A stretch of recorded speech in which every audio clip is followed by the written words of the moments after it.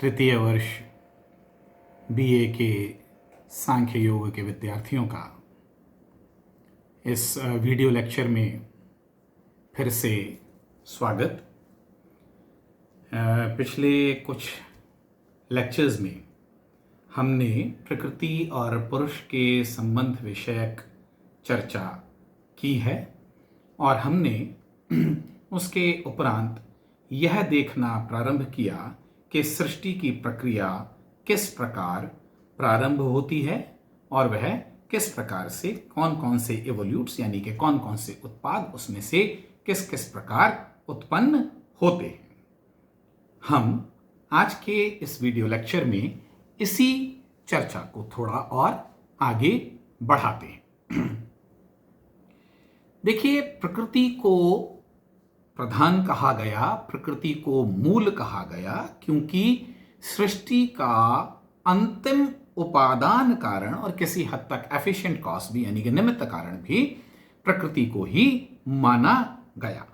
मूल कारण होने के आधार पर प्रकृति को मूल भी कहा जाता है। इस मूल से उत्पन्न होने वाला पहला प्रभाव, पहला परिणाम क्या है? बुद्धि या महत। बुद्धि और महत को किस तरीके से डिस्टिंग्विश करते हैं, ये क्या भेद करते हैं, ये चर्चा भी हम अभी देखेंगे। लेकिन प्रकृति से उत्पन्न होने वाला पहला परिणाम महत या बुद्धि है। महत हम तब कहते हैं जब हमारा अभिप्राय कॉस्मिक इंटेलिजेंस से होता है।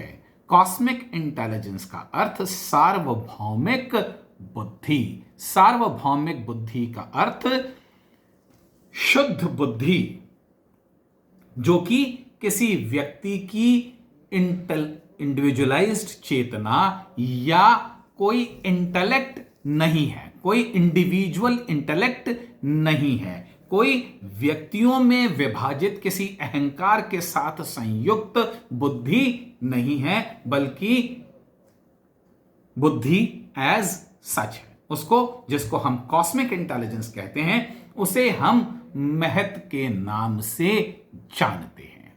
और जब हम बुद्धि की बात करते हैं, हम महत का अर्थ सार्वभौमिक बुद्धि, और जब बुद्धि कहा गया तो इंडिविजुअल इंटेलेक्ट, व्यक्ति की बुद्धि, दी डिवाइडेड, दी कंपार्टमेंटलाइज्ड, है ना, जिसको हम आगे जाकर के कहेंगे कि वह अहंकार के साथ में संयुक्त होने वाली जो इंटेलेक्ट है, उसको हम बुद्धि कहते हैं। महत या बुद्धि का कार्य क्या है? महत या बुद्धि का कार्य है असर्टेनमेंट एंड डिसीजन मेकिंग। किसी स्थिति को, वस्तु स्थिति को जानना, समझना और उसके अनुरूप निर्णय लेना।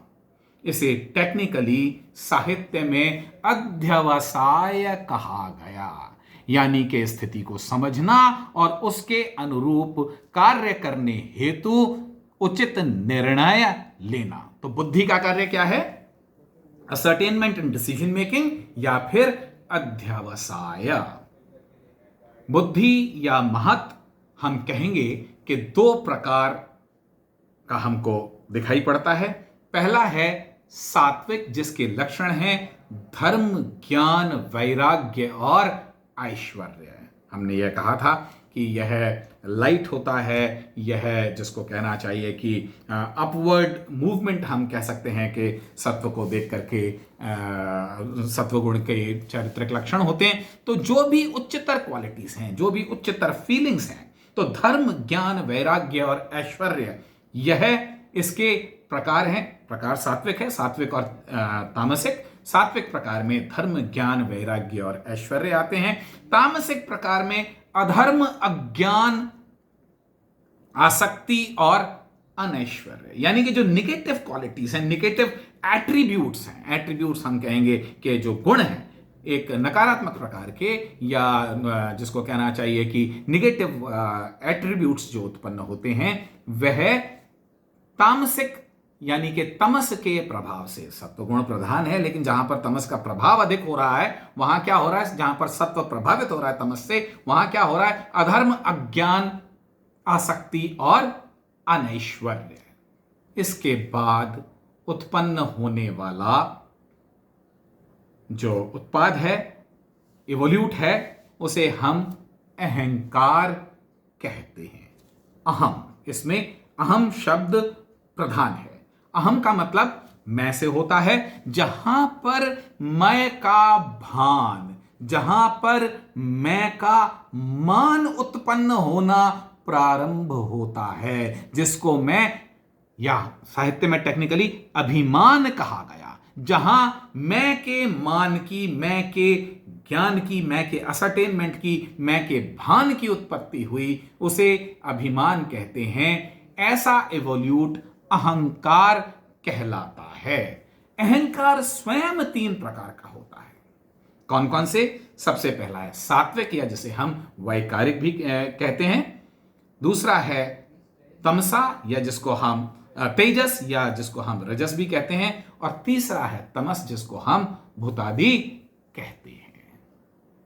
बुद्धि की बात जहां तक कही गई तो कारिका 23 सांख्य कारिका में हमको बुद्धि के स्वरूप के बारे में बताती है, हमें बुद्धि के चरित्र के बारे में बताती है।